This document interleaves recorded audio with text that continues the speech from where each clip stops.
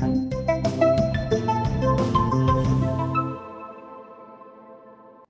Proofers, selamat datang di podcast ITCC. Bersama aku, Rizka Putri Aulia Rusdi.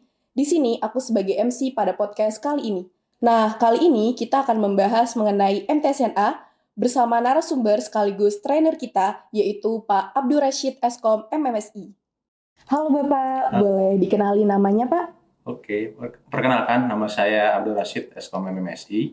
Saya pada saat ini sebagai seorang dosen di Fakultas Telematika Energi, program studi Teknik Informatika, dan saat ini juga saya menjadi trainer di ITCC untuk sertifikasi Mikrotik MTCNA, juga sertifikasi MOS dan MCF. Nah, langsung aja nih kita mulai ke pertanyaan pertama. Saya mau nanya nih Pak, apa sih yang Bapak ketahui tentang sertifikasi MTCNA itu Pak? Ya, jadi sertifikasi MTCNA itu adalah sertifikasi yang diselenggarakan oleh Mikrotik. Ya, jadi kepanjangannya itu Mikrotik Certified Network Associate, di mana sertifikasi MTCNA ini merupakan sertifikasi dasar yang berskala internasional. Dia sebagai fundamental apabila seseorang ingin mengambil jenjang karir di bidang jaringan, sehingga ketika dia mau mengambil sertifikasi yang lebih advance lagi, dia tentu harus memiliki sertifikasi MTCNA terlebih dahulu. Dan yang dipelajari di bidang MTCNA ini atau sertifikasi MTCNA ini memang lebih pada fundamental bagaimana menggunakan perangkat mikrotik untuk konfigurasi jaringan di suatu perusahaan. Seperti itu. Oke, mungkin kurang lebihnya seperti itu ya teman-teman. Terus pertanyaan kedua nih Pak, mengapa sertifikasi MTCNA itu begitu penting di bidang karir, tentunya dalam bidang jaringan gitu Pak? Ya. Jadi memang kita ketahui bahwa Mikrotik ini merupakan salah satu perusahaan penyedia perangkat-perangkat jaringan yang cukup familiar dan cukup established juga gitu ya di dunia saat ini gitu ya. Bahkan di Indonesia sendiri pun sudah banyak sekali yang menggunakan perangkat Mikrotik ini karena segmennya dia memang cukup sangat luas gitu ya. Range-nya itu sangat luas dari level low sampai level high end. Dia sediakan semua perangkat Mikrotik itu ya. Jadi semua perangkat jaringan itu dari low sampai high end itu semua disediakan. Ditambah juga sertifikasi ini kan berskalanya internasional. Artinya ketika seseorang memiliki sertifikasi ini dan dia mau melamar pekerjaan di suatu perusahaan, saya rasa bagian human resource atau bagian HRD di perusahaan tersebut dia akan melihat sertifikasi skala internasional ini sudah cukup meyakinkan bagi seseorang itu menguasai jaringan atau tidak ya. Ketika misalkan memang kebutuhan dari karyawan yang dibutuhkan adalah bidang jaringan gitu. Ini sudah sangat proof gitu bahwa orang ini pasti menguasai jaringan seperti itu. Oh, berarti bisa dibilang kalau kita punya sertifikasi itu kemungkinan jenjang karir kita di bidang jaringan itu akan lebih baik ya Pak dengan kita mempunyai sertifikat itu? Ya, tentu. Karena kan ketika kita memiliki sertifikasi internasional tersebut, secara walaupun kita belum memiliki gelar S1 pun, ketika kita memiliki sertifikasi internasional, secara gelar pun itu sudah bisa kita letakkan di nama kita gitu. Misalkan saya Abdul Rashid, belakangnya itu kita bisa tambahkan lagi MTCNA gitu ya. Nah, itu membuktikan juga, karena kan ini skala internasional, tentu bukti bahwa seseorang itu menguasai di bidang mikrotik itu sudah sangat terbukti, dan itu akan membuat jenjang karir dia akan lebih baik gitu ya dibandingkan dengan yang tidak memiliki sertifikasi sama sekali, seperti itu. Oke, seperti itu ya teman-teman. Oke nih Pak, terus selanjutnya kalau kita mengikuti sertifikasi MTCNA nih Pak, biasanya materi yang akan dibahas itu apa aja sih Pak? Ya, jadi di dalam training MTCNA itu ada 9 modul yang akan diajarkan. Yang pertama tentu introduction, kemudian yang kedua itu tentang ARP dan DHCP, kemudian modul yang ketiga itu nanti kita akan mempelajari tentang bridge, gitu ya, bagaimana menggabungkan beberapa soket atau beberapa ether menjadi satu. Kemudian yang keempat adalah yang paling utamanya ini adalah static routing, ya, bagaimana kita membuat atau konfigurasi atau merutekan dari satu jaringan ke jaringan yang lain. Kemudian yang kelima kita akan belajar tentang wireless. Kemudian yang keenam kita akan belajar tentang firewall. Kemudian yang ketujuh kita akan belajar tentang quality of service. Dan yang kedelapan kita akan belajar bagaimana membuat tunnel gitu ya, mengamankan jaringan gitu ya, membuat dengan menggunakan tunneling seperti PPTP, L2TP dan lain sebagainya. Dan yang terakhir adalah penggunaan bagaimana alat-alat monitoring yang disediakan oleh Mikrotik itu untuk memonitor jaringan gitu, seperti itu. Berarti sebelum kita sertifikasi itu cukup banyak juga ya Pak materi-materi yang harus kita kuasai. Ya, banyak. Dan yang akan didapatkan juga sangat banyak gitu. Oke, berarti benefitnya juga banyak. Iya. Oke, next nih Pak, Bapak ada nggak sih Pak strategi kita untuk mempersiapkan diri sebelum sertifikasi ujian tuh kita strateginya apa gitu Pak? Ya. Jadi mungkin saya akan coba pilah menjadi dua gitu ya. Yang pertama pada saat pelatihan dan pasca pelatihan. Jadi yang pertama tentu pas saat pelatihan tentu kita harus aktif gitu ya pada saat pelatihan karena ini untuk pelatihan MTCNA ini kita full gitu ya selama 3 hari dan itu full praktikum ya dari pukul 9 pagi itu sampai sekitar pukul 3 sampai pukul 4 sore itu full kita melaksanakan praktikum, materi dan praktikum selama 3 hari dan apabila ada kendala itu langsung aktif gitu ya, langsung ditanyakan dan biasanya juga nanti dari trainer juga akan memberikan clue-clue gitu ya, kira-kira soal-soal apa saja yang kemungkinan akan muncul pada saat ujian gitu. Kemudian pada saat nanti setelah pasca pelatihannya tentu pada saat 1 hari atau 2 hari sebelum melaksanakan ujian tentu itu harus mempersiapkan gitu ya.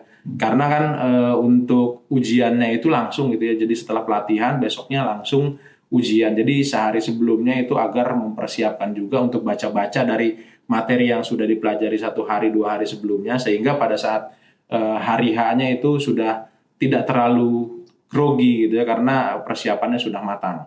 Seperti itu. Oke, mungkin itu beberapa trik untuk teman-teman bisa belajar sebelum sertifikasi MTCNA ya. Oke, next nih Pak. Kalau sudah sertifikasi MTCNA nih Pak, pasti itu kan ada waktu yang ditentukan untuk mengerjakan soal itu Pak. Nah, itu kira-kira menurut Bapak gimana sih biar kita bisa manajemen waktu biar nggak terburu-buru dalam pekerjaan soal gitu Pak? Iya. Memang yang menjadi kendala cukup besar adalah karena ini sertifikasi internasional tentu bahasa yang digunakan juga menggunakan bahasa internasional gitu ya, yang menggunakan bahasa Inggris gitu. Soal yang diberikan juga relatif tidak terlalu banyak dan waktunya juga itu hanya sekitar 55 menit gitu ya, 50 menit dan artinya di sini seorang peserta ini harus bisa memaksimalkan waktu tersebut. Berarti sekitar untuk satu soal sekitar 2 menitan gitu per soal ya.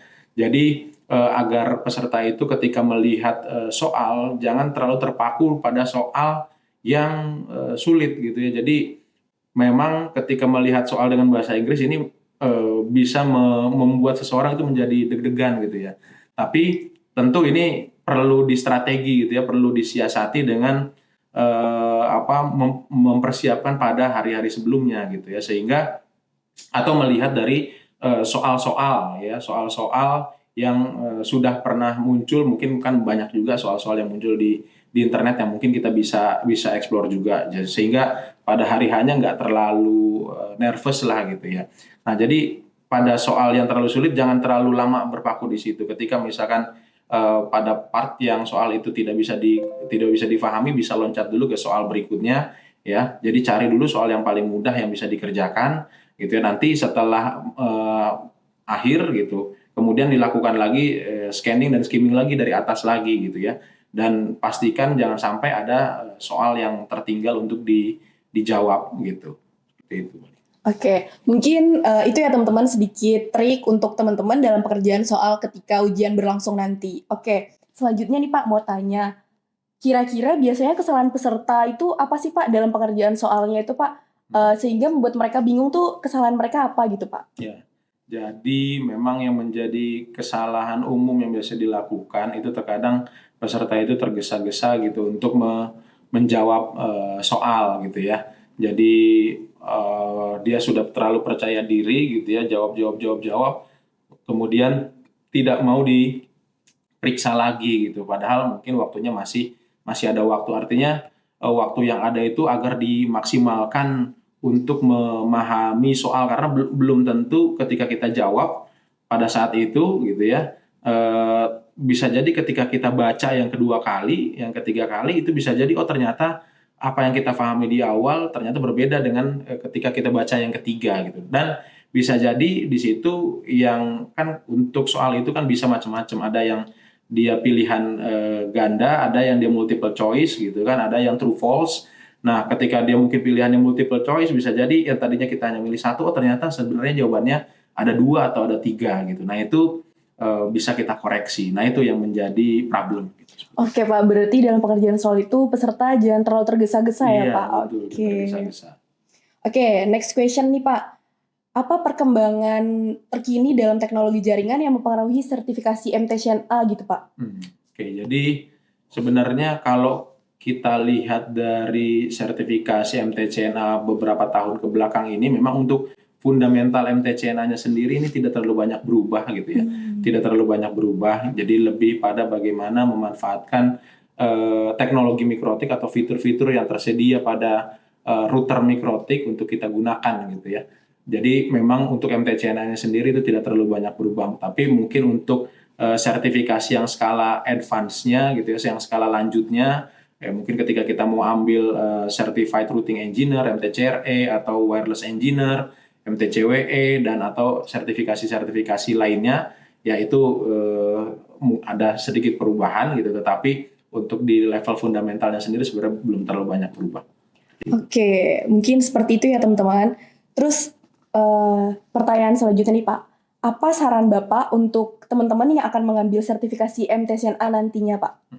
Jadi yang pertama saya rasa jangan ragu gitu ya untuk mengambil sertifikasi MTCNA ini, karena ketika Anda ikut pelatihan MTCNA ini Anda benar-benar dipandu, dituntun gitu ya dari mungkin bisa jadi dari level 0 gitu ya, sehingga nanti Anda bisa sampai di akhir itu Anda menguasai bagaimana caranya melakukan routing, bagaimana caranya Anda menghubungkan dua jaringan dengan menggunakan wireless, bagaimana Anda menghubungkan dua jaringan dengan menggunakan tunnel, ya, kemudian bagaimana Anda menghubungkan dua jaringan dengan menggunakan cabling gitu ya. Nah, itu semua bisa dipelajari. Bagaimana Anda melakukan distribusi IP dengan cepat gitu. Ini akan sangat bermanfaat sekali ketika Anda ambil sertifikasi ini. Jadi yang paling utama adalah jangan ragu untuk mengambil sertifikasi ini. Oke. Benefitnya banyak banget. Oke, benar-benar banget nih Pak. Oke, jadi buat teman-teman yang akan mengambil sertifikasi MTCNA nantinya, jangan ragu karena sudah dipastikan kita memiliki trainer dalam bidang jaringan itu sudah bukan lumayan lagi, sudah ahli gitu. Dan sertifikasi MTCNA ini juga sangat mempengaruhi kalian di dunia kerja nanti gitu.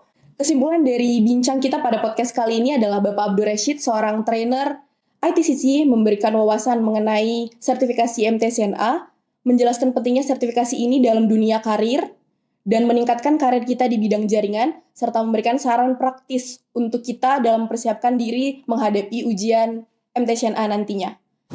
Oke, Proofers, cukup sekian podcast kita pada kali ini. Untuk kalian semua, jangan lupa like dan subscribe YouTube ITCC, dan jangan lupa juga untuk follow Instagram dan TikTok ITCC, yaitu itcc.itpln untuk mendapatkan info-info menarik selanjutnya.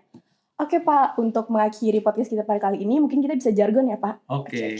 ITCC Good Competence, prove it!